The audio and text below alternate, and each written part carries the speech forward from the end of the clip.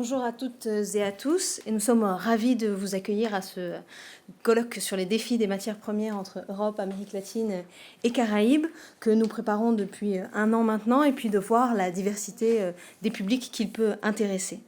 Donc chaque année, effectivement, l'Institut des Amériques et ses partenaires choisissent une thématique marquante pour animer ces échanges, et cette année, ce sont les défis liés aux matières premières qui ont retenu leur attention. Une thématique qui s'inscrit à la fois dans l'actualité récente, autour notamment des inquiétudes que la guerre en Ukraine a pu soulever autour des approvisionnements en matières premières stratégiques, énergétiques et minières. Une thématique qui s'inscrit aussi dans une dynamique de fond de la politique française de renouveau minier aussi, qui a été entamée depuis le début des années 2010 et qui vise à essayer de relocaliser les activités de production minière sur le territoire national.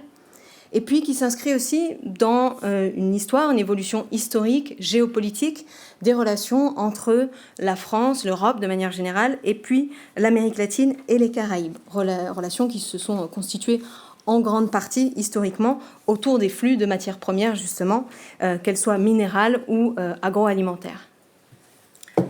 Donc, le commerce des matières premières est donc un enjeu au cœur des relations entre l'Europe et l'Amérique latine et Caraïbes. Nous l'avons vu déjà. C'est un enjeu qui existe depuis longtemps, qui est donc aussi éminent d'actualité. Donc, en tant que coordinatrice scientifique, avec Audrey Ferrandour, nous avons décidé d'orienter en fait la thématique vers les matières premières non renouvelables, puisque nous aurions pu aussi nous intéresser aux matières premières alimentaires, avec cet enjeu donc déjà souligné de transition socio-environnementale. Donc c'est la sécurisation des approvisionnements est bien sûr un enjeu majeur, avec en Europe une concurrence sur les marchés accrue par les instabilités politiques, les instabilités guerrières, et accentuée bien sûr par cette transition énergétique que l'on souhaite rapide et sans douleur. En Amérique latine et Caraïbes, la présence et l'extraction de ressources fortement convoitées restent vues comme un atout pour le développement, permettant une transition économique, une transition sociale, une transition politique parfois, cela peut aussi l'accompagner, et peut-être, on l'espère aussi, une transition énergétique. Elle doit aussi se faire en Amérique latine et en Caraïbes. Et c'est autour de cette transition, depuis l'extraction jusqu'à la consommation, que nous avons pensé donc les rencontres de ces 2 journées à venir. Évidemment, ce ne sont pas les seuls événements, et vous l'avez dit, ce ne sont pas les seuls événements autour de ces thématiques. Il y a des événements, des publications récentes qui traitent de ces enjeux et qui montrent que les acteurs académiques, qu'ils soient publics, les acteurs privés aussi réfléchissent énormément aux équilibres existants, équilibres qui sont en mutation autour du commerce des matières premières. Donc on a eu par exemple à Paris le forum de l'OCDE sur les chaînes d'approvisionnement minières responsables, donc en fin avril. On a eu aussi à Bruxelles le Raw Material Summit 2023, donc organisé par l'EIT Raw Material, donc au mois de mai, qui est un organisme de l'Union européenne. Et donc tous ces événements amènent à renforcer la position sur ce colloque. Le colloque donc d'aujourd'hui et de demain, nous l'avons pensé donc bien sûr autour de la thématique du commerce des matières premières, mais aussi finalement à l'articulation entre les questions de transition énergétique, transition écologique et transition économique, autour de différents moments. Donc d'abord une conférence inaugurale qui sera donnée dans quelques minutes par M. Sébastien Treillet, ainsi que 3 tables rondes qui auront lieu cet après-midi et demain, qui vont permettre d'aborder les enjeux politiques et sociaux posés par ce commerce des matières premières entre Europe, Amérique latine et Caraïbes, autour de 3 axes. Donc d'abord autour de la thématique environnementale, comment concilier les besoins en matières premières avec la volonté de préservation de l'environnement. Donc c'est la table ronde qui aura lieu ce jour à 14h. Ensuite, la problématique sociale. Comment penser une transition juste, justement, comme vous l'avez rappelé, d'un bout à l'autre des filières, aussi bien depuis les lieux de production jusqu'aux lieux de consommation et en passant par toutes les étapes de ces filières, en prenant en compte les thématiques de l'emploi et de la protection sociale. Donc ça, c'est la table ronde qui aura lieu demain à 14h. Et enfin, 3e axe, la thématique géopolitique, les enjeux géopolitiques que cela pose, et la question de savoir si l'intégration des chaînes de valeur peut participer à un renforcement des coopérations régionales, birégionales justement, entre l'Europe, l'Amérique latine et les Caraïbes. Et ça, c'est la table ronde qui aura lieu demain à 16h. Chacune de ces tables rondes va réunir à la fois des spécialistes de la thématique du colloque, donc issus du monde académique, et puis des acteurs de ce secteur des matières premières, qui soient du monde privé, des institutions publiques, mais aussi de la société civile. Et à l'issue de ces échanges, de ces tables rondes, à la fin de la journée de demain, Yvan Bouvet et moi, nous ferons une synthèse de ces enjeux qui auront été abordés pendant ces 2 jours, échanges qui ensuite seront rendus accessibles assez rapidement sur le site de l'Institut des Amériques et qui donneront lieu à une publication l'an prochain. Alors bien sûr, nous tenons à vous remercier et à remercier les institutions partenaires, bien évidemment. D'abord l'Institut des Amériques pour nous avoir choisis pour animer scientifiquement ce colloque. L'Agence française de développement, qui nous reçoit bien sûr dans ses locaux. La Fondation EULAC qui aussi participe et vient conforter ce que l'on va faire. Le ministère de l'Europe et des Affaires étrangères, bien évidemment. Et puis nous remercions déjà par avance fortement les modérateurs et les modératrices qui vont animer, coordonner, limiter les tables rondes et les débordements de tous nos intervenantes et nos intervenants qui participeront donc cet après-midi et demain aux tables rondes, qui sont venus parfois de loin pour venir nous voir. Donc nous les en remercions fortement, qui seront aussi en ligne pour ceux qui n'ont pas pu venir. On vous remercie, vous qui êtes ici, d'être présents aujourd'hui et demain. Et puis un grand merci aussi à toute l'équipe de l'Institut des Amériques qui nous a accompagnés depuis maintenant 1 an, comme le disait Audrey, qui a investi beaucoup de temps, beaucoup d'énergie dans la préparation de cet événement. Alors un merci particulier, bien évidemment, à Virginie Aron et à Luis Miguel Camalgo Gomez, qui nous ont très, très, très fortement accompagnés. Voilà, c'est les 2 chevilles ouvrières principales. Je veux dire, c'est les poutres ouvrières. Voilà. Alors, c'est un vrai plaisir de travailler avec vous. Alors, on va continuer puisque après, nous allons faire autre chose. Merci pour votre disponibilité, pour votre réactivité, votre patience, surtout, et votre professionnalisme. Voilà, donc nous allons pouvoir ouvrir ce colloque. Donc, je vous remercie de l'avoir ouvert déjà. Et nous allons l'ouvrir vraiment, si je puis me permettre. Donc, sans plus tarder, en donnant la parole donc, à Monsieur Treyer, donc, qui est directeur général de l'Institut de développement durable des relations internationales, qui va nous faire cette conférence inaugurale, les conférences inaugurales de ce colloque.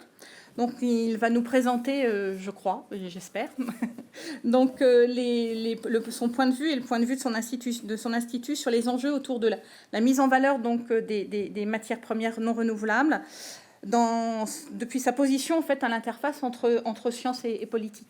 Mesdames et messieurs les ambassadeurs, Excellencias, Madame la Présidente, messieurs les directeurs, merci beaucoup. Je suis vraiment honoré qu'on me confie cette conférence inaugurale. C'est à la fois parce que je trouve que c'est une question extrêmement intéressante que vous posez et que j'ai un grand enthousiasme à essayer de répondre à la demande que vous m'avez faite d'exposer un peu la perspective de l'IDRI sur ce sujet. Et puis aussi, c'est une manière de dire aussi en quelques mots pourquoi est-ce que la posture de think tank qu'a l'IDRI est en fait une tour d'observation, un point d'observation particulièrement intéressant, comme vous l'avez souligné, à l'interface entre politique et recherche.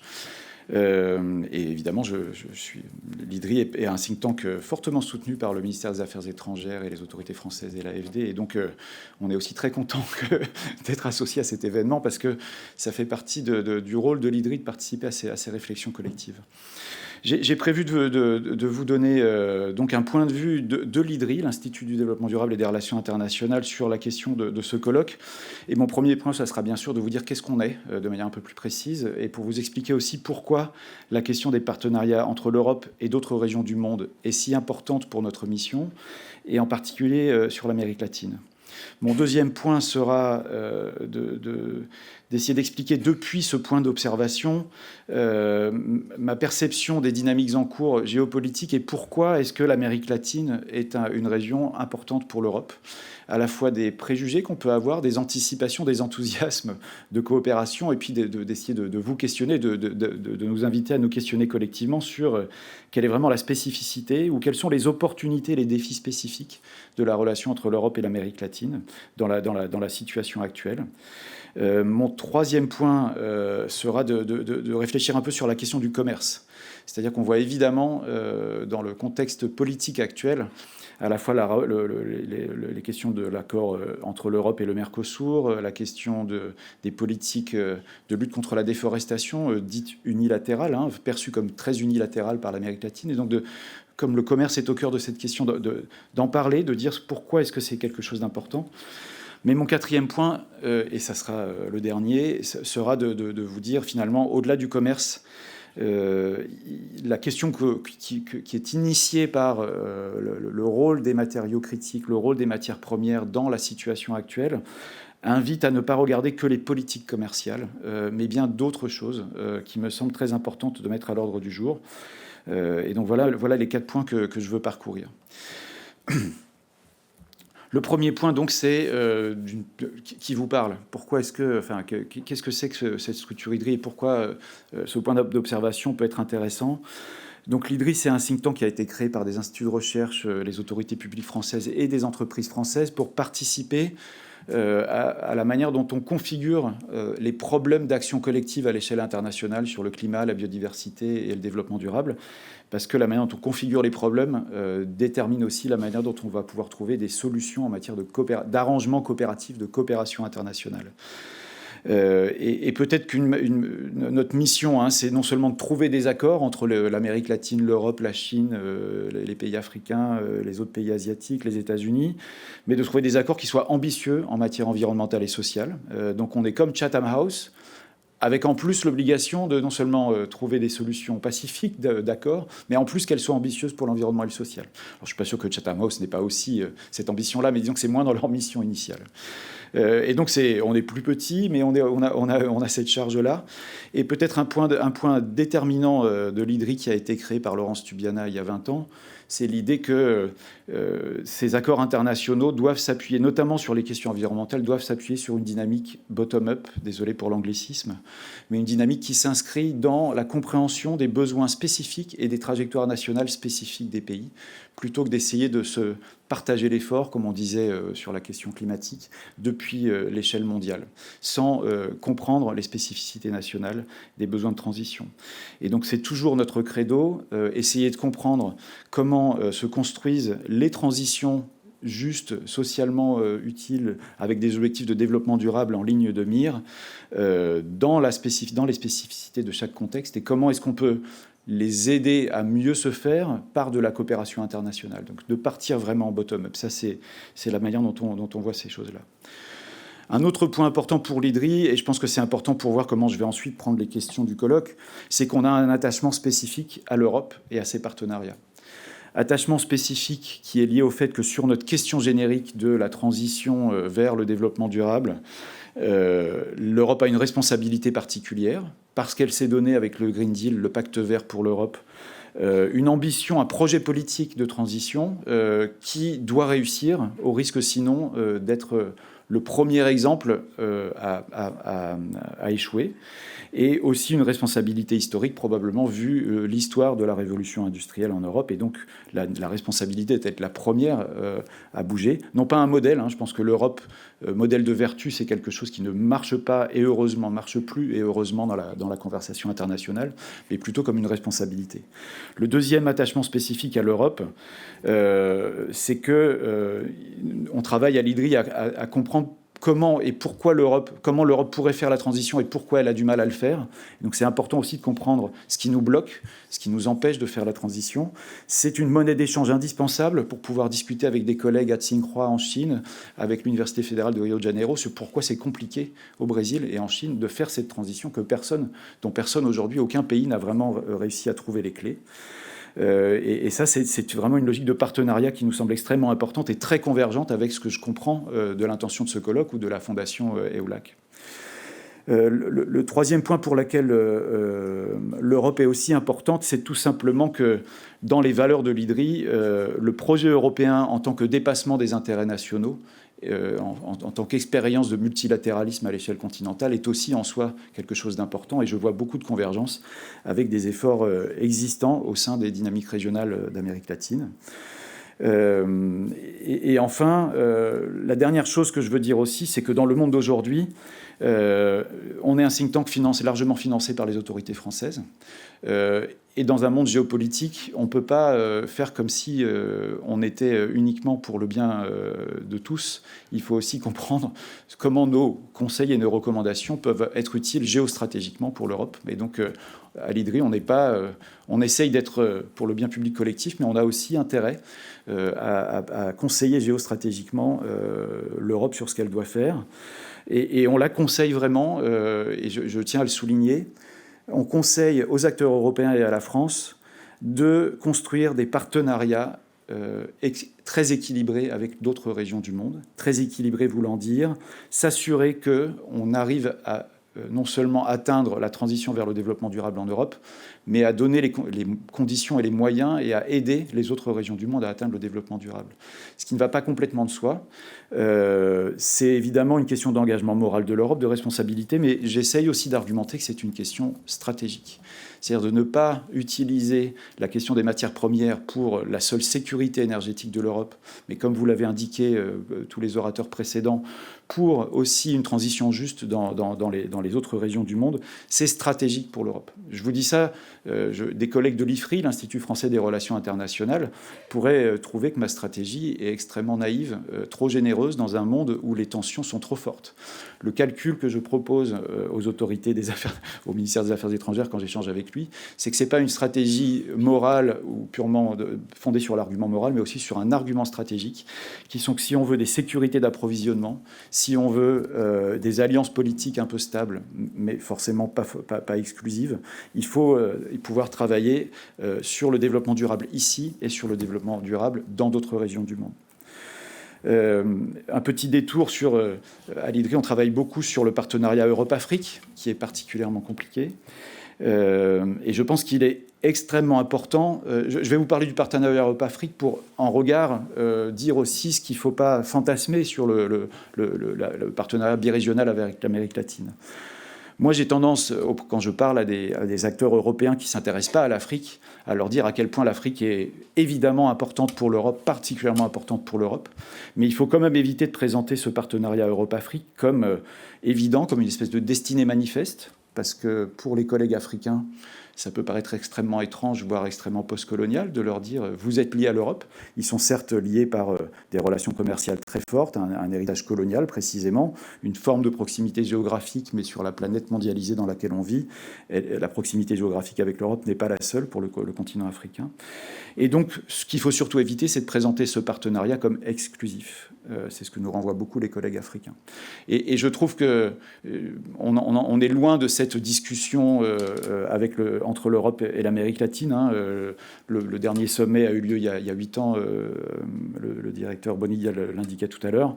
On n'est pas en train de présenter le partenariat birégional comme quelque chose d'essentiel, de spécifique, d'exclusif. Mais méfions-nous aussi de ces connotations. Et ce que je trouve aussi intéressant en essayant de comparer par rapport au partenariat Europe-Afrique, ce qui est intéressant pour bien poser les bases de ce que c'est que ce genre de partenariats birégionaux, qui soient à la fois stratégiques, mais moralement bien alignés avec la question du développement durable ici, en Europe et en Amérique latine, c'est que la discussion par rapport à la discussion Europe-Afrique est beaucoup moins chargée d'un historique colonial. Enfin, je le suppose. Il existe évidemment, mais je la trouve moins chargée. Elle est moins centrée sur la seule question de l'aide publique au développement. Et évidemment, c'est très intéressant que Philippe Orliange ait bien mentionné qu'il y a des relations organisées par des agences d'aide au développement, mais c'est pas ça qui oriente la discussion entre l'Europe et l'Amérique latine. Et je pense que c'est aussi très important parce que l'Amérique latine interroge beaucoup l'Europe aujourd'hui dans sa la manière dont le Green Deal, le pacte vert européen, pourrait être en fait une politique protectionniste. Et cette question-là, il faut qu'on l'entende, et cette discussion-là, il faut qu'on l'instruise. Et il me semble que là, pour que l'Europe soit plus intelligente dans ce qu'elle fait avec les autres régions du monde, le partenariat Europe-Amérique latine est particulièrement important. Et autre élément, il faut absolument éviter qu'on tombe dans une course aux aides d'État entre la Chine, les États-Unis et l'Europe, parce que si c'est ces trois grandes régions économiques du monde qui se permettent de continuer à la surenchère aux aides d'État, qu'est-ce qui reste pour le continent africain ou l'Amérique latine?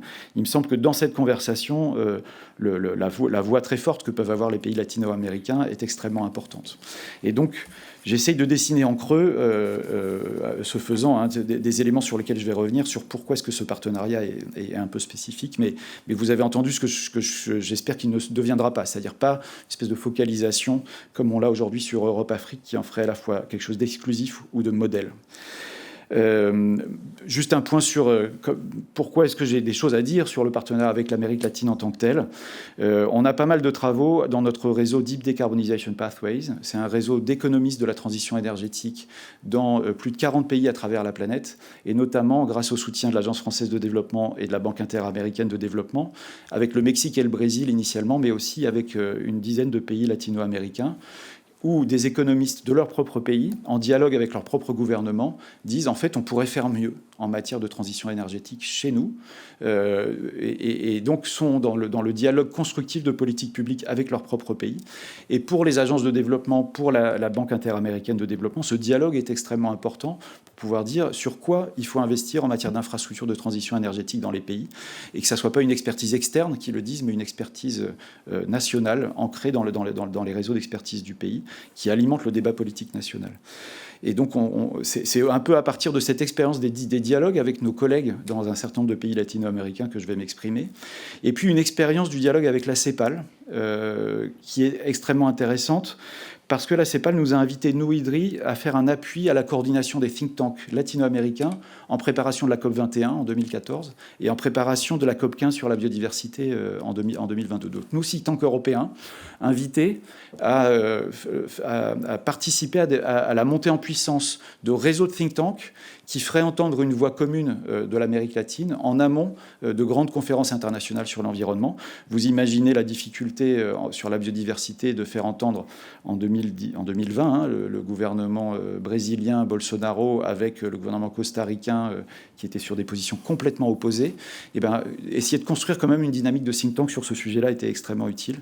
Et puis on a aussi à l'IDRI pas mal été associé à des discussions au sein d'Euroclimat ou Eurosocial, et en particulier une discussion au sein d'Eurosocial qui parlait de transition écologique et de transition sociale comme deux éléments à tenir ensemble. C'était pas seulement la transition juste, c'était, comme vous l'avez dit dès l'introduction au colloque, mesdames et messieurs du panel précédent, l'idée qu'en fait, il ne s'agit pas juste de compenser les dommages de la transition écologique, mais bien de penser que le continent latino-américain a une transition sociale à faire en tant que telle, de réduction des inégalités, et que, en partie, la dégradation de l'environnement peut être un des symptômes d'une transition sociale qui n'est pas faite ou d'un modèle qui n'a pas les impacts sociaux voulus. Donc voilà un peu d'où je parle. Je m'excuse si ça a été long, mais c'était déjà un petit peu substantiel, vous l'aurez compris, notamment sur la comparaison avec le partenariat Europe-Afrique. Mon deuxième point, c'est donc de vous dire, alors là, moi, je ne suis pas chercheur, je ne suis pas un spécialiste des area studies, je ne suis pas un latino-américaniste, mais vous avez compris de quel point de vue je parle, à l'interface entre une perception des questions politiques et des enjeux de recherche. Qu'est-ce qu'il y a de spécifique dans le continent latino-américain et dans le continent européen, et qu'est-ce qui peut les rapprocher ? Il y a quelques éléments qui ont déjà été cités précédemment, mais sur lesquels je veux insister et qui font vraiment, qui distinguent ce partenariat Europe-Amérique latine et qui en font vraiment un objet extrêmement important. De nouveau, pas exclusif, pas un modèle, pas le seul, mais quelque chose d'extrêmement important. La première chose, c'est que je pense que l'Europe sait et doit reconnaître toujours plus que dans les questions de multilatéralisme, c'est les pays latino-américains qui font aujourd'hui le pont entre le Sud global, même si je pense qu'aujourd'hui, le Sud global n'est pas une expression qui garde beaucoup de sens parce qu'il y a beaucoup de diversité, entre le Sud et le Nord. La Colombie qui propose les objectifs de développement durable en 2012 à la conférence Rio+20, avec le Guatemala. C'est la Colombie à nouveau qui a proposé pendant la COP15 sur sur la diversité biologique, un compromis sur le financement de la biodiversité. Et donc on a vraiment des pays latino-américains avec un soutien fort au multilatéralisme que l'Europe partage et qui sont des brokers, qui sont des intermédiaires extrêmement importants pour trouver des éléments de compromis. Et on voit bien la position du président brésilien Lula, qui à la fois veut faire des échanges en yuan avec la Chine, et qui donc fait des ouvertures très fortes dans la logique des BRICS, avec Dilma Rousseff à la tête de la New Development Bank, et en même temps un président Lula qui veut soutenir le multilatéralisme environnemental et veut travailler avec l'Europe. Donc on a bien un rôle extrêmement central de beaucoup de pays latino-américains. La deuxième chose qui a été évoquée à travers l'accord d'Escazú, c'est quand même que, même s'il y a des différences d'idéologie politique, évidemment, en plus avec les alternances politiques, il y a des valeurs, il y a des convergences de valeurs qui sont extrêmement importantes. Je le soulignais avec l'exemple d'Escazú, la démocratie environnementale, c'est-à-dire la participation, l'accès à la justice, les droits en matière d'environnement. Il y a la Convention d'Aarhus en Europe et l'accord d'Escazú en Amérique latine. C'est les deux. Alors, il y a un accord à l'échelle de l'Union africaine, mais il est peut-être moins connu. Et donc là, il y a aussi des choses qui nous rapprochent sur cette question des droits entre Europe et Amérique latine. Et j'allais dire, et c'est très frappant dans le monde d'aujourd'hui, où un certain nombre de pays comme la Chine et la Russie disent les questions de droits de l'homme n'ont rien à voir avec l'environnement, traitons-les de manière très séparée dans des enceintes séparées. Et donc là, il y a quelque chose en matière de multilatéralisme qui est extrêmement important et qui a beaucoup à voir avec, évidemment, la question qu'on traite pendant ce colloque. Le deuxième point que je trouve important et pas facile exactement à formuler, c'est que, et c'est peut-être un peu lié à la CEPAL en particulier en tant qu'institution, donc je ne veux pas extrapoler au-delà de la CEPAL. Mais il y a eu un moment en préparation de la COP 21 où nos collègues latino-américains nous disaient arrêtez d'être fascinés par l'émergence de la Chine et de l'Inde. Il y a aussi des choses qui se passent en Amérique latine et nous partageons des valeurs politiques au sens l'économie sociale de marché, une logique un petit peu plus social-démocrate que le point d'équilibre anglo-saxon. Alors évidemment, c'est pas vrai en général de tous les gouvernements européens ni de tous les gouvernements latino-américains. Ce que je pense, c'est qu'il y a une structure du débat politique sur la question des inégalités et le lien qu'on peut faire entre inégalité sociale et la question environnementale, que ça soit posé comme problème d'action publique, c'est vrai dans beaucoup de nos pays européens et de nos pays latino-américains. Les réponses sont très diverses, les points de départ sont très différents, mais il me semble que cette expérience d'essayer de bâtir un État social, un contrat social qui soit à la fois bon pour l'environnement et le social, il y a des expériences à partager entre les deux continents. Ensuite, le point qui me semble vraiment important donc ça, c'est ce qui rapproche, j'allais dire, l'Europe et l'Amérique latine. Ce qui me semble extrêmement important sur l'Amérique latine et qui est au cœur de ce colloque, c'est qu'on entend formuler très clairement en Amérique latine la question de l'extractivisme. Alors, je me permets de mettre le mot en pâture. J'ai entendu Andrés Bonilla dire plutôt le risque de retour à la primarisation, qui me paraît plus précis d'un point de vue économique, mais je pense qu'il faut qu'on puisse nommer un certain nombre de choses. Si je parle d'extractivisme, c'est parce que je l'ai lu dans des rapports de la CEPAL, qui disait au fond le problème de la transition en Amérique latine n'est pas qu'un problème de transition environnementale, c'est le problème de l'extractivisme qui crée à la fois les inégalités sociales et des dégradations environnementales, et c'est ce tournant qu'il faut prendre. Je peux témoigner aussi que la CAF, la Caja Andina de Fomento, dans son nouveau projet de développement agricole, mentionne des éléments extrêmement forts de transition à la fois sociale et environnementale dans le secteur agricole, dans une logique qui prononce peut-être pas le mot extractivisme, mais qui dit qu'il faut changer de modèle de développement agricole pour sortir d'un modèle qui a été trop longtemps le nôtre. Et je pense aussi que derrière ce mot, ce à quoi je veux faire allusion, c'est le fait mentionné déjà par Andrés Bonilla que c'est pas du tout une nouvelle question en Amérique latine. Alors évidemment, moi j'ai beaucoup apprécié, ne serait-ce que littérairement, Las Venas Abiertas de América Latina de Eduardo Galeano, sans forcément embarquer toute la normativité politique du livre. Mais évidemment que c'est une question qui est fondamentale depuis la colonisation en Amérique latine. Et je trouve que depuis, on voit aussi des exemples extrêmement importants de travaux. Un étudiant de Sciences Po, José Solón, a fait un bouquin que je trouve extrêmement intéressant qui s'appelle Espejismos de Abundancia, à la fois entre sociologie et art, sur le mirage de l'exploitation du lithium en Bolivie sous le gouvernement Morales. Et donc on ne part pas d'une expérience récente, on part d'une expérience où il y a déjà eu 10 ans d'expérimentation avec des échecs dont il faut apprendre, essayer de comprendre et de déterminer ce qui se passe. Pourquoi sortir de l'extractivisme est si compliqué? Et donc si je devais, moi, donner une définition qui n'est pas celle d'un chercheur, je m'en excuse, mais ce que j'essaye de dire, c'est je veux parler d'extractivisme sans embarquer nécessairement un point de vue normatif et politique sur les solutions qu'il faut y apporter, mais à peu près la même chose, je pense, que Andrés Bonilla a indiqué tout à l'heure, c'est-à-dire le problème de la non-capture locale de la valeur ajoutée et donc de l'enjeu de pouvoir construire des trajectoires d'industrialisation et d'emploi dans les pays d'Amérique latine qui permettent aussi de construire sur le marché national plutôt que sur l'extraversion vers l'export. C'est des éléments très concrets de diagnostic sur l'état des économies et la difficulté à transformer ce modèle économique-là dont je parle, plutôt que le mot extractivisme, tous les mots en isme sont souvent très connotés politiquement, idéologiquement. Je pense qu'il faut qu'on puisse l'utiliser quand même. Et donc voilà un petit peu pourquoi je trouve que pour l'Europe, c'est très important de réfléchir à cette relation avec l'Amérique latine, parce qu'on a des valeurs communes et parce que la question et les expériences en matière de sortie de l'extractivisme en Amérique latine sont extrêmement utiles pour nous dans la manière dont on peut se positionner aussi ensuite vis-à-vis d'autres pays, notamment en Afrique, de bien savoir pourquoi c'est si difficile. Et donc de nouveau, pas l'Amérique latine comme une évidence géopolitique pour l'Europe ou un partenariat exclusif, c'est-à-dire l'Europe uniquement vers l'Amérique latine, et puis de demander à l'Amérique latine de ne pas se tourner vers la Chine. Ça, je pense que ça, c'est pas ça dont je parle.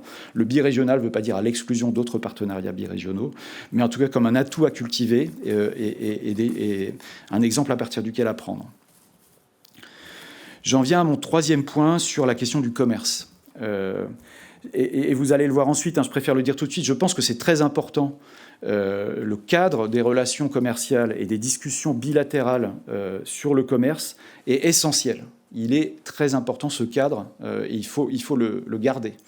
Et vous entendrez ici, mais c'est plutôt pour une discussion dont je ne suis pas sûr de pouvoir l'avoir, si ce n'est éventuellement autour du déjeuner, puisque j'essaye de laisser un peu de place pour quelques questions, mais disons que j'essaie de vous lancer des perches pour la discussion des 2 jours prochains.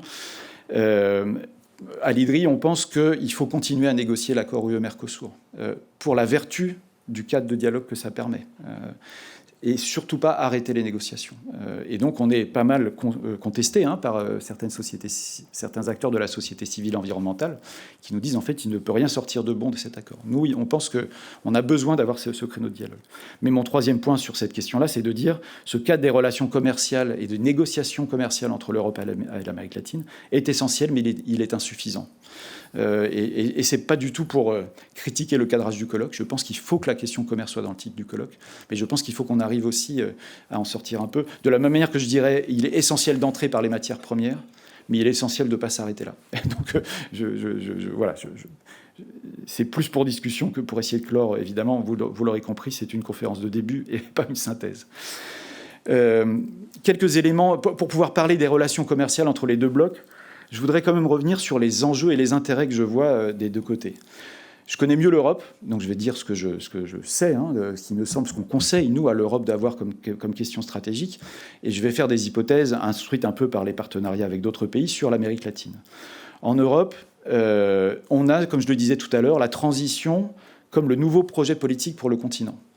Ça va peut-être pas être très résilient aux élections européennes de 2024 et à la série d'élections qui font basculer sur la partie droite de l'échiquier politique dans beaucoup d'États membres de l'Union européenne. Mais ce qui va être résilient, à mon avis, c'est que beaucoup d'acteurs économiques européens ont commencé à investir dans la décarbonation et ils vont pas permettre que tout à coup on change à nouveau d'horizon. Même si le président Macron et le Premier ministre belge ont dit qu'il faut faire une pause réglementaire, il s'agit de mettre en œuvre des engagements qui ont été pris plutôt que de revenir sur ces engagements. Et ce qui est très important dans ce nouveau projet politique, c'est que pour embarquer beaucoup d'acteurs économiques, il a fallu négocier et dire de toute façon, il va falloir des nouvelles conditions aux frontières parce qu'on ne va pas y arriver si on a une concurrence déloyale par d'autres pays. D'où le CBAM, pardon, le MACF, le mécanisme d'ajustement carbone aux frontières. D'où la législation sur la réduction de la déforestation importée. Et d'où aussi, en réaction à la loi sur la réduction de l'inflation aux États-Unis, un développement des aides d'État, ou en gros de ce qu'on appelle une politique industrielle en Europe. Donc vous voyez, l'Europe est très centrée sur elle-même. J'en discutais encore avec Arantxa González, l'ancienne ministre des Affaires étrangères espagnole, qui est la doyenne de l'école des affaires internationales à Sciences Po, et qui me disait on a raté quelque chose en amont du sommet Europe-Amérique latine. On a développé des politiques commerciales européennes sans dialoguer suffisamment. Et donc, une Europe très centrée sur la négociabilité entre États membres et avec les acteurs économiques du continent de ce nouveau projet politique, mais un manque flagrant de discussion suffisante ou de coordination suffisante avec les grands partenaires commerciaux. S'ajoute à ça depuis que ce projet, c'est aussi un projet de réindustrialisation, et je vais y revenir parce que ça me paraît absolument majeur. La France en particulier, qui a beaucoup désindustrialisé, plus que les autres pays européens, voit la question de la réindustrialisation comme absolument majeure. Et depuis la guerre en Ukraine, c'est aussi, et le Covid, c'est aussi l'idée de friendshoring, c'est-à-dire de relocaliser nos chaînes d'approvisionnement chez des alliés. Et donc cette dynamique-là est très présente.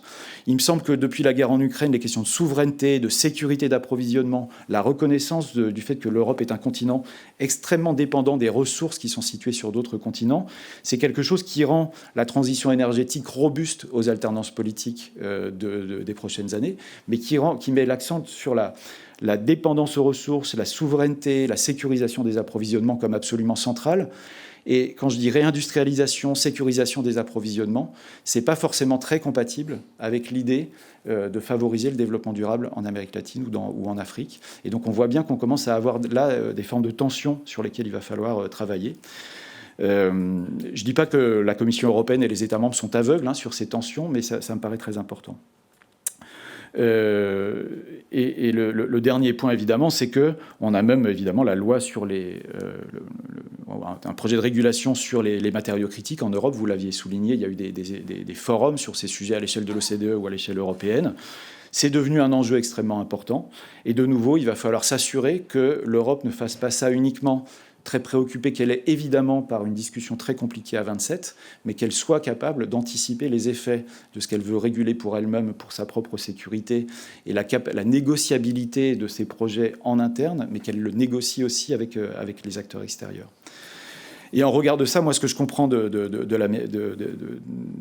l'Amérique latine, c'est un enjeu d'industrialisation absolument majeur et qui est un problème récurrent. Je dis industrialisation, c'est-à-dire la déprimarisation, si je fais un écho au propos d'Andrés Bonilla, avec quand même à travers le continent des politiques parfois très protectionnistes. Au Brésil, on a des formes de protectionnisme extrêmement importantes et des pays très ouverts. Et la question de l'extraversion vers l'export et la capacité à construire un marché intérieur comme extrêmement important. Mais je souligne aussi effectivement que la question de la transition, elle se pose à la fois ici en Europe, mais aussi la transition énergétique dans les pays latino-américains, ça a déjà été dit, et qu'un des enjeux typiques qui va être très difficile à discuter entre les deux situations que je viens de décrire, en dehors des questions de réindustrialisation des deux côtés, mais aussi de sécurisation des approvisionnements, c'est la question, par exemple, de la sobriété. La transition en Europe, c'est une évidence pour tous, que ce soit les agriculteurs ou... il faut moins de soja brésilien et américain, pardon, il n'y a pas que le soja brésilien. Et je pense que ça fait sens du point de vue environnemental, ça fait sens du point de vue de tout un tas d'éléments aussi de nutrition, parce que manger moins de viande nutritionnellement est quelque chose d'utile en Europe. Mais ça veut dire moins d'élevage et donc moins d'importation de soja. Et ça, pour l'Argentine et le Brésil, c'est d'un point de vue des prochaines décennies, c'est extrêmement inquiétant, de la même manière que ça a été très inquiétant pour Vladimir Poutine d'imaginer le continent européen moins dépendant du pétrole. Donc on est sur ce type d'axes vitaux des économies qui sont extrêmement importants. Mais évidemment, il ne faut pas éviter de poser la question de qu'est-ce que c'est que le marché intérieur latino-américain et en quoi la sobriété, c'est aussi une question à l'intérieur du continent latino-américain. En matière d'alimentation, c'est un continent où l'obésité est très importante. Et donc, on a aussi des questions de santé publique, de transition environnementale et nutritionnelle qui doivent aller de pair. Donc c'est dans ce contexte-là où il y a beaucoup de tensions potentielles qu'on est convaincu à l'IDRI qu'il faut garder une négociation d'accord de libre-échange. Et il y en a à la fois avec le Mercosur, mais il y en a d'autres à des échelles bilatérales. Ce cadre de dialogue existant est absolument fondamental pour des économies qui dépendent autant de l'export en Amérique latine et pour l'Europe qui dépendent autant des imports. Des exports aussi, mais peut-être plus diversifiés. Et il me semble qu'il faut absolument qu'on arrive à faire vivre une discussion entre les deux continents et pas juste entre les gouvernements, et quelles que soient les orientations des gouvernements. Une des raisons pour lesquelles je suis à l'IDRI convaincu, même quand je discute avec des collègues qui me disent « mais tu vois les méfaits du commerce ou de cette orientation à l'export des commodités agricoles en matière sociale et environnementale des deux côtés de l'Atlantique », c'est que la société civile brésilienne avec laquelle on échange nous dit « continuez à négocier ». Sous Bolsonaro, si on n'avait pas eu la capacité à faire pression en disant « mais vous avez cet accord de libre-échange ou ces négociations-là », ils auraient perdu des points en matière de négociation entre une société civile engagée d'un point de vue environnemental et social et un gouvernement qui était adverse. Et donc cet exemple-là, pour moi, n'est pas le cas général, mais qui me paraît très important. Ces négociations sur le cadre commercial qui nous unit, vu l'importance de nos échanges commerciaux, elles doivent être présentes. Et j'allais dire, c'est presque paradoxal, pourvu qu'elles n'aboutissent pas, quasiment, mais essayons de garder ce cadre de discussion ou cultivons-le, chérissons-le, plutôt que de l'abandonner. Donc ça, je pense que c'était dans ce cadre extrêmement potentiellement tendu, oui, c'est essentiel d'avoir ce cadre de discussion, mais il me semble qu'il est insuffisant parce qu'en fait, on a des reconfigurations des chaînes d'approvisionnement, des chaînes globales de valeur, des chaînes mondiales de valeur, qui sont potentiellement massives, qui vont arriver et qui ne sont pas que liées aux politiques commerciales et qui ne sont pas que liées à la question des transitions. Et donc, il faut, si un des enjeux majeurs des deux continents, c'est la question de la réindustrialisation ou de l'industrialisation, il faut qu'on comprenne qu'en fait, c'est soumis à énormément de facteurs de rupture qu'on doit aussi prendre en compte comme cadre général de la discussion de ce colloque sur les chaînes spécifiques liées à l'extraction minière. Ce qui va d'abord mettre en rupture les chaînes mondiales de valeur et la répartition des investissements industriels et des emplois industriels, c'est le numérique, la robotique, la transformation de la productivité du travail. Quand le G20 était argentin, il y avait une énorme discussion pendant la présidence argentine du G20 sur l'avenir du travail. Et il me semble que c'est important de l'avoir en tête. Évidemment en Argentine en particulier, où il y a une demande de travail extraordinairement importante et une incapacité à offrir des emplois industriels depuis des décennies, qui est un problème extrêmement important. Le deuxième point qui va potentiellement faire bouger les chaînes de valeur, c'est la question de la résilience, ou en tout cas, pour certains acteurs économiques, notamment à la sortie du Covid, ils se sont dit, en fait, ces chaînes de valeur qui sont trop longues ou trop spécialisées, etc., il faut qu'on les rapproche, qu'on les raccourcisse, qu'on ait moins d'intermédiaires. Je ne suis pas complètement convaincu que ça soit vrai. C'est-à-dire que j'ai l'impression que cette question de la résilience, plutôt que la division du travail pour aller au moindre coût, je ne suis pas sûr que ça ait survécu au post-Covid. Comme beaucoup de choses où on allait dire après le Covid, rien ne sera plus comme avant. Beaucoup de choses sont revenues comme avant parce que les économies d'échelle, la compétitivité au plus bas prix, à mon avis, continuent d'organiser les chaînes mondiales de valeur. Mais quand même, je pense que la guerre en Ukraine ayant rajouté une couche, il faudrait observer comment la question du friendshoring, du reshoring, donc de la reconfiguration pour rapprocher les fournisseurs de leurs débouchés, va vraiment transformer les chaînes de valeur. Et enfin, mais je le mets qu'en troisième position, la question de la décarbonation, de la transition énergétique, qui crée des nouvelles chaînes, qui renforce certains matériaux. Je me permets de le dire comme ça parce qu'on a beaucoup entendu ce matin, à juste titre, que pour le problème du colloque, la question des matériaux pour les batteries, enfin pour des matériaux critiques pour la transition énergétique était massive. Il me semble que ce n'est pas la seule qui transforme les chaînes de valeur, et je voulais le souligner. Et il me semble que c'est dans ce contexte-là, de plusieurs forces de rupture, de disruption, excusez-moi l'anglicisme à nouveau, sont importantes à prendre en compte pour réfléchir quelle peut être la place, l'intérêt, le rôle respectif de l'Europe et de l'Amérique latine dans ce sujet-là. Et notamment, comprendre que dans ces chaînes de valeur, ce n'est pas uniquement une reconfiguration des flux, mais que derrière la reconfiguration des flux, il y a aussi la question de qui est le donneur d'ordre. De nouveau, juste pour donner un exemple sur lequel on travaille, dans la reconfiguration de l'automobile pour faire des moteurs électriques, il y a évidemment la question de savoir qui produit les batteries, Mais en fait, il y a aussi la question de savoir, est-ce que ce n'est pas Google qui en fait est le donneur d'ordre au premier chef, plutôt que celui qui fournit les batteries. Et donc en dehors des flux matériels, quel est le rapport de force, où sont les rapports de pouvoir dans les chaînes de valeur? C'est quelque chose qui me paraît extrêmement important. Donc ça, c'était mon deuxième point qui disait, oui, les politiques commerciales sont importantes, mais ce ne sont pas elles qui déterminent l'ensemble de ces transformations des chaînes de valeur. Et si un des enjeux clés pour la transition juste et environnementalement durable dans nos deux continents est une question des formes d'industrialisation, il faut qu'on essaye de réfléchir à qu'est-ce qui est clé dans ces nouvelles chaînes de valeur qui émergent. Et donc, mon dernier point, avant de conclure, c'est de donner quelques exemples des réflexions qu'on a à ce sujet, qui ne vont pas être uniquement avec l'Amérique latine. Je commence par la question générique. Quand l'Europe se dit « je suis pauvre en ressources », je vais avoir besoin de lithium, je vais avoir besoin de cobalt, je vais avoir besoin d'hydrogène vert. Elle se dit il faut que je sécurise mes approvisionnements. Le chancelier Scholz a fait lui, c'était une course au gaz, à la diplomatie du gaz pour l'approvisionnement énergétique. Mais on est vraiment en très fort risque de renvoyer encore plus les pays producteurs dans une position de pur pourvoyeur de matières premières, et non seulement concrètement, mais aussi politiquement perçu comme une nouvelle époque coloniale, où le donneur d'ordre est en Europe, et la consolidation de la valeur ajoutée se fait en Europe, et donc avec un risque de primarisation, comme ça a été évoqué précédemment. Et c'est vrai que si on voit l'Europe cherchant à sécuriser ses approvisionnements et à rapatrier les emplois industriels, à la faveur de la transition, on pourrait vraiment aboutir, par exemple pour les pays africains, à quelque chose d'extrêmement grave.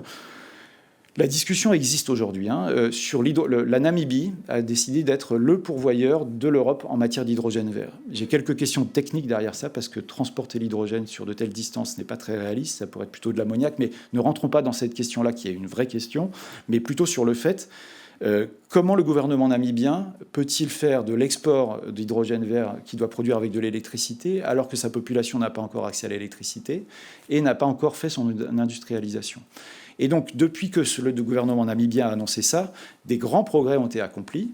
Il y a un plan d'industrialisation de la Namibie et de l'Afrique australe à partir des ressources de photovoltaïque qui s'installeraient sur place, pour que l'hydrogène vert serve d'abord à l'acier vert en Namibie ou au Botswana ou en Afrique australe, en Afrique du Sud éventuellement. Mais tout ça est quand même, à nos yeux d'analystes, encore un petit peu fragile. C'est-à-dire que les zones de production ne sont pas forcément proches des zones où l'industrie pourrait se développer en Namibie. Et donc c'est une réponse. La question a été comprise par les politiques, par le gouvernement namibien et par l'Europe, mais il me semble qu'on n'est pas encore à l'échelle de vraiment construire ça. Et l'autre exemple qui me semble extrêmement important, on a, avec nos collègues sud-africains, depuis longtemps construit une histoire positive de ce qui pourrait sortir des COP climat, sur le besoin d'avoir un arrangement spécifique sur l'acier vert, un arrangement entre un petit nombre d'acteurs publics et privés, parce qu'aujourd'hui, en Afrique australe, il va y avoir une demande très forte d'acier pour les infrastructures. L'industrie sud-africaine de l'acier est très forte, mais elle est marron plutôt que d'être verte. Et pour investir dans des infrastructures industrielles d'acier vert en Afrique du Sud, le marché n'est pas encore suffisamment certain pour acheter de l'acier vert plutôt que de l'acier marron. Et donc, on a construit avec les collègues de l'Université du Cap une histoire un peu crédible vis-à-vis des Européens qui dit « Vous avez tout intérêt à construire en Europe un marché pilote qui garantit un débouché à l'acier vert en Afrique australe, en Afrique du Sud, pour que cette industrie soit verte plutôt que marron, et qu'ensuite elle puisse alimenter l'ensemble du continent avec de l'acier vert plutôt que de l'acier marron. Excusez-moi, vert-marron, il faudrait décider ce que ça veut dire, mais en grandeur d'idée, voilà ce que vous comprenez probablement ce que je veux dire. Mais ça suppose qu'il y ait des achats publics en Europe qui garantissent qu'on achète de l'acier vert sud-africain, et qu'un industriel de l'automobile, si on avait un espèce de Tesla qui fait une valeur ajoutée incroyable sur ses voitures et pour qui le coût de l'acier est minuscule, qui disent oui, moi je vais acheter de l'acier vert, en plus ça fait un plus dans mon équilibre. On n'a pas trouvé cet équilibre-là. L'histoire est belle, mais elle est un petit peu naïve, parce qu'il n'est pas certain que les acteurs européens voient l'intérêt économique direct de construire ça. Mais voilà un peu des choses qu'on pourrait essayer de construire autour de la relation avec les pays d'Afrique australe. Et c'est peut-être des histoires de ce type-là qu'il faudrait construire. Mais elles sont économiquement pas encore suffisamment stabilisées et elles ne font pas forcément sens. Parce que... j'essaie de gérer le temps, pardon, parce que je vois qu'il est déjà 29. J'ai presque fini. Ce que je veux dire, c'est que maintenant, quand on discute avec avec ArcelorMittal, alors d'une part, les entreprises qui gèrent l'acier en Europe ne sont pas européennes. Elles sont européennes qu'en partie. Et donc la question des grandes multinationales dans ces chaînes de valeur est tout aussi importante que la question des gouvernements. Mais ArcelorMittal, quand il répond à la demande européenne, c'est pour avoir des emplois en Lorraine, au Luxembourg, en Sarre, enfin ici, et pas en Afrique australe. Et on présente cette question de la construction d'une industrialisation comme un jeu à somme nulle uniquement. C'est-à-dire que les emplois qu'on aura ici ne seront pas là-bas. Alors que dans l'histoire qu'on raconte, nous, avec les collègues du Cap, le minerai de fer est transformé dans sa première étape en Afrique australe, et puis ensuite on exporte vers l'Europe, qui va aussi avoir une partie des emplois chez elle. Et donc le pari que je trouve, il faut qu'on fasse dans cette réflexion sur, à partir de la question des matières premières, qui est absolument centrale, mais sur la question de l'industrialisation, c'est comment est-ce qu'on peut éviter que cette bagarre sur les emplois industriels soit un jeu à somme nulle et que ça soit une bagarre, et essayer de se dire qu'on pourrait construire des arrangements, excusez-moi, ça va devenir très conceptuel, mais c'est conceptuel parce que je n'ai pas la solution, des arrangements coopératifs, forcément publics et privés, où on mise sur le fait que si on considère mutuellement que les opérateurs économiques en Amérique latine ou en Afrique et en Europe sont aussi en capacité d'innover et d'apporter des choses dans la chaîne, par l'innovation, on va pouvoir éviter que ça soit un jeu à somme nulle et qu'en fait, il y ait plus d'emplois à se partager que ceux qu'on est capable d'imaginer aujourd'hui. C'est un pari que je vous propose de faire, mais il me semble qu'en faisant ce pari, que la question de la manière dont on considère l'innovation et qu'on ne prend pas les opérateurs économiques latino-américains ou africains, vus d'Europe, qu'on ne les prend pas comme juste des pourvoyeurs, mais comme ceux qui sont aussi des opérateurs économiques clés, qui vont investir, qui ont des choses à apporter en matière d'innovation, et donc de capture de la valeur ajoutée, c'est ça la condition pour moi qui permettrait de sortir d'un risque sinon d'opposition frontale entre les deux continents. On a des exemples intéressants, et c'est une collègue de Africa Center for Technology Studies à Nairobi qui nous dit la clé de la solution, c'est que vous nous considériez comme capables d'innover. Et la question n'est pas tant des technologies photovoltaïques ou d'extraction, parce que de toute façon, elles seront chinoises. Et elles seront peut-être pas très chères.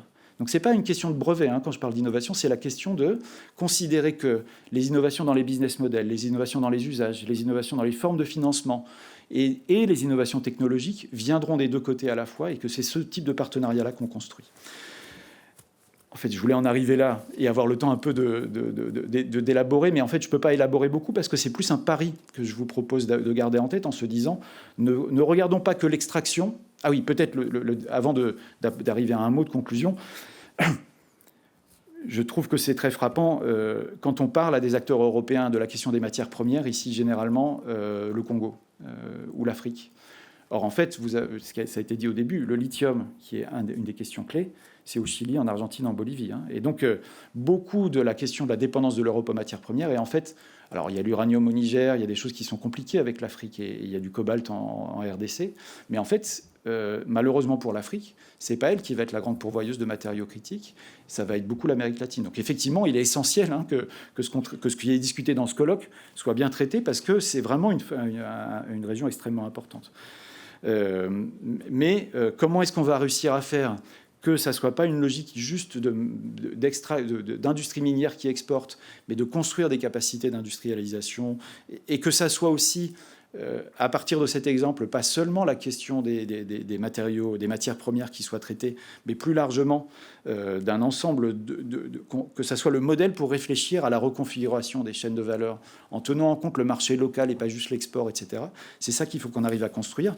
Et donc mon mot de conclusion, c'est de dire, si vous m'avez suivi jusque-là, c'est-à-dire que vous n'êtes pas obligé d'être d'accord avec ces différents points, mais si vous m'avez suivi jusque-là, la question que moi je me pose, c'est où est-ce que ça se gouverne, tout ça.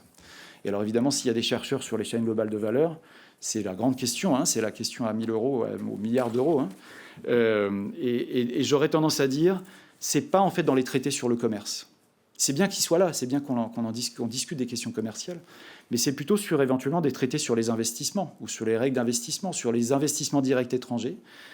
Moi, je fais un rêve qui serait des règles sur les investissements directs étrangers où on oblige les pays européens à aller investir ailleurs mais à s'assurer qu'en plus ça ait des bénéfices sociaux et environnementaux locaux, et pas juste des due diligence négatives, ce que l'Agence française de développement a bien signifié tout à l'heure, Philippe Orange a dit, évitons les externalités négatives. La question, c'est comment on fait du do good, pas juste du do no harm, mais du do good, c'est-à-dire de pouvoir avoir des impacts positifs localement, et comment faire que ça ne soit pas dissuasif pour les investisseurs européens d'aller investir dans ces pays-là. C'est-à-dire de les obliger à être vertueux sans que pour autant ça soit dissuasif. Et on n'est pas dans une bonne configuration parce que le sommet de juin sur le nouveau pacte financier entre le Nord et le Sud convoqué par Emmanuel Macron part du diagnostic qu'en fait les investisseurs, ils ont plutôt tendance à déserter le Sud pour rester au Nord parce que les taux d'intérêt montent, parce qu'il y a l'attractivité des politiques industrielles européennes et américaines. Et donc, je suis là de nouveau, je ne suis pas sûr que je fais un rêve, et il a l'air un peu utopique, de règles sur les investissements directs étrangers. Donc, je me dis, il y a peut-être quelque chose qu'il faut travailler autour de ça dans les discussions qu'on a entre gouvernements, et en tout cas entre acteurs de la société civile, pour se dire où est-ce que ça se négocie. Et puis, je pense que il y a des propositions assez intéressantes dans le G20 indien sur la question du co-développement des technologies, d'essayer de penser pas juste la question des transferts de technologies, mais des formes d'innovation qui sont nouvelles, inclusives, où on considère vraiment des arrangements coopératifs, où les opérateurs du Sud sont considérés comme porteurs d'innovation et donc capables de capturer plus de valeur ajoutée. Et il me semble que ça, voilà, il faut qu'on ait cette discussion globale sur les chaînes de valeur et leur reconfiguration. Je me dis que sur les investissements, sur l'innovation, c'est au moins des points d'entrée complémentaires de ceux sur le commerce. Et on a des points d'étape évidemment très importants. Moi qui travaille sur la COP climat, la COP 28, c'est peut-être un des lieux où ça peut émerger. Le G20 brésilien de l'année prochaine, si j'en crois les discussions que j'ai eues avec le ministère des Finances brésilien, c'est aussi un des points où il me semble que ça pourrait émerger. Il faudrait voir déjà ce que les Indiens en auront fait cette année. Voilà un petit peu le panorama que je voulais brosser, à la fois pour vous dire que les points d'entrée de ce colloque sur les matières premières et le commerce est un point d'entrée indispensable, mais qu'il faut aussi avoir l'ampleur des questions ou l'ampleur des réponses auxquelles ces discussions sur commerce et matières premières nous amènent. Et je serais extrêmement intéressé de pouvoir suivre les travaux dans la mesure du possible. Je ne vais pas pouvoir être là sur toute leur durée et écouter votre synthèse pour voir comment on avance sur ces questions-là. Merci beaucoup pour cette invitation et désolé si j'ai un petit peu débordé.